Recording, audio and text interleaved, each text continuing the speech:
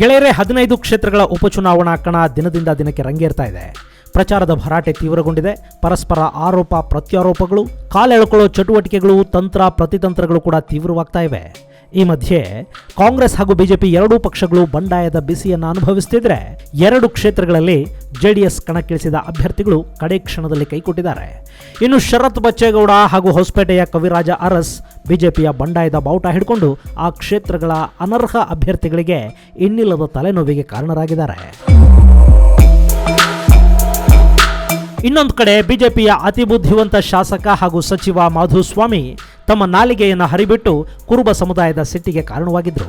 ಈ ಸಮುದಾಯದ ಮತಗಳು ಕಾಂಗ್ರೆಸ್ ತೆಕ್ಕೆಗೆ ಹೋಗೋದಕ್ಕೆ ಸುಲಭ ದಾರಿಯನ್ನು ಕೂಡ ಕಲ್ಪಿಸಿಕೊಟ್ಟಿದ್ರು.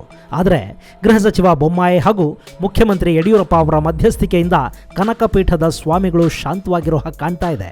ಆದರೂ ಕೂಡ ಆ ಮತಗಳನ್ನು ಬಿಜೆಪಿ ಸಂಪೂರ್ಣವಾಗಿ ನೆಚ್ಕೊಳ್ಳೋ ಹಾಗಿಲ್ಲ.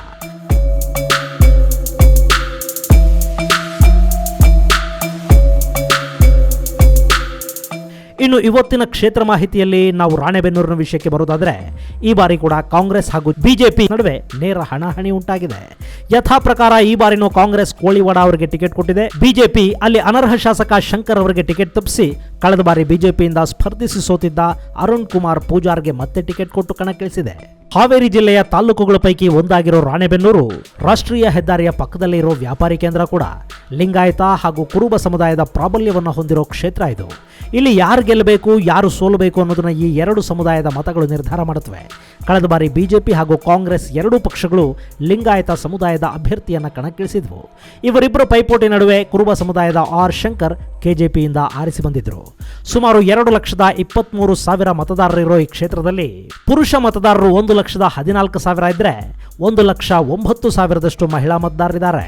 ಈ ಕ್ಷೇತ್ರದಲ್ಲಿ ಕಳೆದ 3 ಎಲೆಕ್ಷನ್ಗಳ ರಿಸಲ್ಟ್ ಅನ್ನು ಕೂಡ ನೋಡೋದಾದ್ರೆ ಇಲ್ಲಿ ಗೆಲುವು ಸಾಧಿಸಿರೋ ಅಭ್ಯರ್ಥಿಯ ಅತಿ ಹೆಚ್ಚು ಮಾರ್ಜಿನ್ ಅಂದ್ರೆ ಅದು ಕೇವಲ 6,000 ಮತಗಳು ಮಾತ್ರ. 2008ರಲ್ಲಿ ಕಾಂಗ್ರೆಸ್ನ ಕೋಳಿವಾಡ ವಿರುದ್ಧ ಬಿಜೆಪಿಯ ಜಿ ಶಿವಣ್ಣ 2,700 ಮತಗಳ ಅಂತರದಿಂದ ಗೆದ್ದಿದ್ರು. 2013ರಲ್ಲಿ ಶಿವಣ್ಣ ಕೆಜೆಪಿ ಸೇರಿದ್ರು. ಬಿಜೆಪಿ ಅರುಣ್ ಕುಮಾರ್ ಪೂಜಾರ್ಗೆ ಟಿಕೆಟ್ ಕೊಡ್ತು. ಅಷ್ಟೇ ಅಲ್ಲದೆ ಆರ್ ಶಂಕರ್ ಅನ್ನೋ ಹೊಸ ಮುಖ ಕ್ಷೇತ್ರದಲ್ಲಿ ಪಕ್ಷೇತರ ಅಭ್ಯರ್ಥಿಯಾಗಿ ಕಾಣಿಸ್ಕೊಳ್ತು. ಇನ್ನು ಕಾಂಗ್ರೆಸ್ನಿಂದ ಕೆಬಿ ಕೋಳಿವಾಡ ಅಖಾಡದಲ್ಲಿದ್ದರು. ಆ ಚುನಾವಣೆಯಲ್ಲಿ ಬಿಜೆಪಿ ಹಾಗೂ ಕೆಜೆಪಿ ಕಿತ್ತಾಟದಲ್ಲಿ ಕೋಳಿವಾಡ ತಮ್ಮ ಸಮೀಪದ ಪ್ರತ್ಯರ್ಥಿಗಿಂತ 6,000ಕ್ಕೂ ಅಧಿಕ ಮತಗಳೊಂದಿಗೆ ಜಯಭೇರಿಯನ್ನು ಬಾರಿಸಿದರು. ಆ ಚುನಾವಣೆಯಲ್ಲಿ ಅಚ್ಚರಿಯ ಫಲಿತಾಂಶ ಏನಪ್ಪಾ ಅಂದ್ರೆ, ಪಕ್ಷೇತರ ಅಭ್ಯರ್ಥಿಯಾಗಿ ಸ್ಪರ್ಧಿಸಿದ್ದ ಆರ್ ಶಂಕರ್ 46,992 ಮತಗಳನ್ನು ಪಡ್ಕೊಂಡು 2ನೇ ಸ್ಥಾನದಲ್ಲಿ ನಿಂತ್ಕೊಂಡ್ರು. ಹೀಗಾಗಿ ಆರ್ ಶಂಕರ್ 5 ವರ್ಷಗಳ ನಂತರ ಮತ್ತೆ 2018ರಲ್ಲಿ ಕೆಪಿಜೆಪಿಯಿಂದ ಕಣಕ್ಕಿಳಿದಿದ್ರು. ಆ ಚುನಾವಣೆಯಲ್ಲಿ ಶಂಕರ್ ಕೋಳಿವಾಡ ಅವರನ್ನ 4,300 ಮತಗಳ ಅಂತರದಿಂದ ಸೋಲಿಸಿದ್ರು. ಅವತ್ತು ಎಲೆಕ್ಷನ್ ಸೋತ ಕೋಳಿವಾಡ ತಮ್ಮ ಸೋಲಿಗೆ ನೇರ ಕಾರಣ ಅಂತ ಆರೋಪ ಮಾಡಿದ್ದು ಸಿದ್ದರಾಮಯ್ಯ ಅವರ ಕಡೆಗೆ. ಅಂದ್ರೆ ಕುರುಬ ಮತದಾರರು ತಮ್ಮ ಕೈ ಹಿಡಿದೇ ಶಂಕರ್ ಕಡೆ ವಾಲೋ ಹಾಗೆ ಸಿದ್ದರಾಮಯ್ಯ ಮಾಡಿದ್ರು ಅಂತ ಕೋಳಿವಾಡ ಬೊಬ್ಬೆ ಹೊಡ್ಕೊಂಡಿದ್ರು.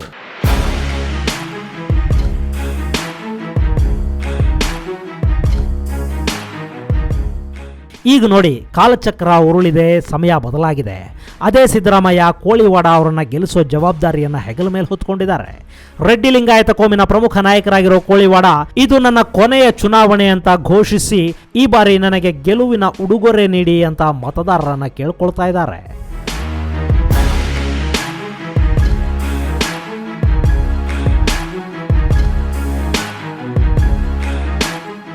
ಇನ್ನು ಬಿಜೆಪಿ ಕೆಪಿಜೆಪಿ ಶಾಸಕ ಆರ್ ಶಂಕರ್ ಬದಲಾಗಿ ಅರುಣ್ ಕುಮಾರ್ ಪೂಜಾರ್ಗೆ ಟಿಕೆಟ್ ಕೊಟ್ಟಿದೆ. ಇದು ಕ್ಷೇತ್ರದಲ್ಲಿ ಸಾಕಷ್ಟು ವಿರೋಧಕ್ಕೆ ಕೂಡ ಕಾರಣವಾಗಿದೆ. ಆದರೆ ಇದೆಲ್ಲವನ್ನ ತಣ್ಣಗಾಗಿಸಿರೋ ಬಿಜೆಪಿ ನಾಯಕರು ಕ್ಷೇತ್ರವನ್ನ ಗೆಲ್ಲೋದಕ್ಕೆ ತಂತ್ರಗಳನ್ನು ರೂಪಿಸತೊಡಗಿದ್ದಾರೆ. ಲಿಂಗಾಯತ ಅಭ್ಯರ್ಥಿಯಾಗಿರೋ ಅರುಣ್ ಕುಮಾರ್ಗೆ ಈಶ್ವರಪ್ಪ ಹಾಗೂ ಶಂಕರ್ ಸಹಕಾರದಿಂದ ಕುರುಬ ಮತಗಳನ್ನು ಸೆಳೆದಿದ್ದೇ ಆದರೆ ಗೆಲುವು ಶತಸಿದ್ಧ ಅನ್ನೋದು ಬಿಜೆಪಿ ನಾಯಕರ ನಂಬಿಕೆ. ಆದರೆ ಅರುಣ್ಗೆ ಒಳೆಯಟಗಳ ಭೀತಿ ಎದುರಾಗಿರೋದು ಸುಳ್ಳೇನಲ್ಲ. ಯಾಕೆ ಅಂದರೆ ಈ ಕ್ಷೇತ್ರದ ಮೇಲೆ ಈಶ್ವರಪ್ಪ ಕಣ್ಣಿಟ್ಕೊಂಡಿದ್ದು ಅದು ತಮ್ಮ ಪುತ್ರ ಕಾಂತೇಶ್ಗಾಗಿ ಕ್ಷೇತ್ರವನ್ನು ಕಲ್ಟಿವೇಟ್ ಮಾಡ್ತಾ ಇದ್ರು. ಈಗ ಬದಲಾದ ರಾಜಕೀಯ ಪರಿಸ್ಥಿತಿಯಲ್ಲಿ ಅರುಣ್ ಕುಮಾರ್ ಅವರನ್ನು ಬೆಂಬಲಿಸಬೇಕಾದ ಅನಿವಾರ್ಯತೆಗೆ ಈಶ್ವರಪ್ಪ ಬಂದು ನಿಂತಿದ್ದಾರೆ.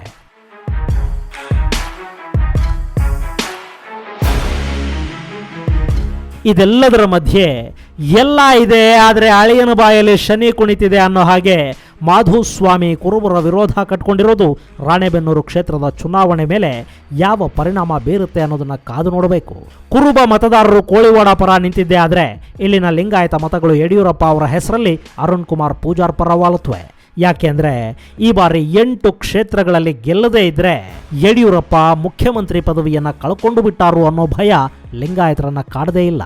ಈ ಜಾತಿ ಸಮೀಕರಣಗಳೇ ಹಾಗೆ. ಈ ಬಾರಿ ಕುರುಬರು ಕಾಂಗ್ರೆಸ್ ಪರ ನಿಂತರೆ ಲಿಂಗಾಯತರು ಬಿಜೆಪಿ ಬಾವುಟ ಹಿಡಿತಾರೆ. ಉಳಿದ ಹಿಂದುಳಿದ ವರ್ಗಗಳು, ದಲಿತ ಹಾಗೂ ಮುಸ್ಲಿಮರ ಮತಗಳು ನಿರ್ಣಾಯಕ ಪಾತ್ರವನ್ನು ವಹಿಸುತ್ತವೆ. ಇನ್ನು ಪ್ರಚಾರ ಅಪಪ್ರಚಾರ ಎರಡರ ಭರಾಟೆನೂ ಜೋರಾಗೇ ಇದೆ. ಬಿಜೆಪಿ ಅಭ್ಯರ್ಥಿ ಪರ ವಂಚನೆ ಪ್ರಕರಣಗಳು ದಾಖಲಾಗಿವೆ ಅಂತ ವಿರೋಧಿಗಳು ಹೇಳ್ತಿದ್ದಾರೆ. ಕೋಳಿವಾಡ ಶಾಸಕರಾಗಿದ್ದ ಅವಧಿಯಲ್ಲಿ ರಾಣಿಬೆನ್ನೂರಿನಲ್ಲೇನ ರಾಮರಾಜ್ಯ ನಿರ್ಮಾಣ ಆಗಿತ್ತಾ ಅಂತ ಅವರ ವಿರೋಧಿಗಳು ಕೇಳ್ತಾ ಇದ್ದಾರೆ. ಆದರೆ ಇಲ್ಲಿನ ಜನಕ್ಕೆ ಇಬ್ಬರ ಬಗ್ಗೆನೂ ಗೊತ್ತಿದೆ. ನಮ್ಮಲ್ಲೀಗ ಚುನಾವಣೆಗಳು ಚಾರಿತ್ರ್ಯದ ಮೇಲೆ ನಡೆಯೋದಿಲ್ವಲ್ಲ. ಗೆಲ್ಲೋದಕ್ಕೆ ಬೇಕಿರೋದು ಒಳ್ಳೆತನವೂ ಅಲ್ಲ, ಚಾರಿತ್ರ್ಯನೂ ಅಲ್ಲ, ಅದು ಬೇರೇನನ್ನೋ ಬಯಸುತ್ತೆ.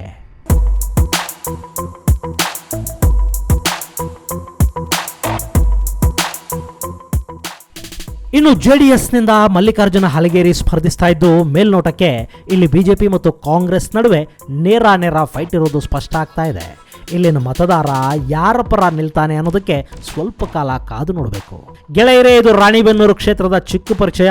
ಮುಂದಿನ ವಿಡಿಯೋದಲ್ಲಿ ಮತ್ತೊಂದು ವಿಶೇಷದ ಜೊತೆಗೆ ನಿಮ್ಮನ್ನು ಭೇಟಿ ಮಾಡ್ತೀನಿ. ನಮಸ್ಕಾರ.